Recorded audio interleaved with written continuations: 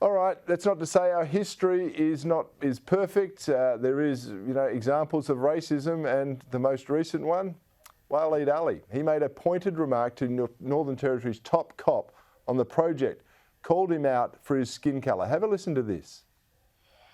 I should kind of acknowledge that this is tricky because you'll have your views from what you've seen on the ground about what should be done. The communities there will have their views, and they would probably note that here we are asking you, a white police commissioner, for his thoughts. Do you understand how people might bristle at just that whole situation? Katherine, I thought this was a disgraceful comment by Waleed Aly, one of the wokest of the woke, who's a virtue signaller. Imagine if the boot was on the other foot and someone made a comment about his skin colour and his appropriateness and fitness to do the job. How do you think the lefties would respond to that? Well, I find it disgraceful that with the crisis that we have in Alice right now, that is what Waleed chose to focus on.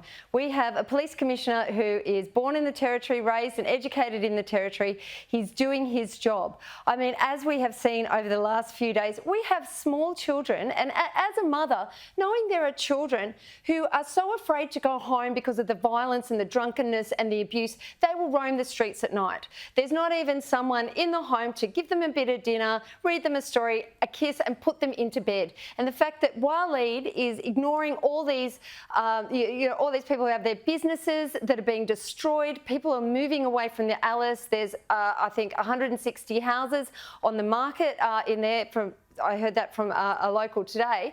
The fact that he's concentrating on the race of the police commissioner. I mean, is he trying to divert our attention away from the horrors of what is happening here in the Alice? I think it was a really disgraceful woke comment from Waleed Aly. Yeah, it was inappropriate. I think it was insensitive, Nick. I mean, shouldn't we be focused more on the issues that are going on and the tough job that police have all over the country? But particularly at this time in the Northern Territory. It's like their hands have been tied, and yet this is the focus. Well, that's right. And you're going to pick on the Prime Minister. We had a white Prime Minister up there yesterday making some, I thought, reasonable decisions, or he could have gone a lot further. Look, I mean, this is just crazy. It is the thing about the woke left is they're just really much more interested in the symbolism of it than actually lives on the ground and what it means for kids who are not getting education, that are out there getting into bad company, people who can't be safe in their homes.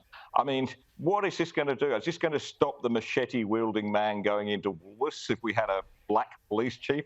It's crazy. It's nuts. And I don't know.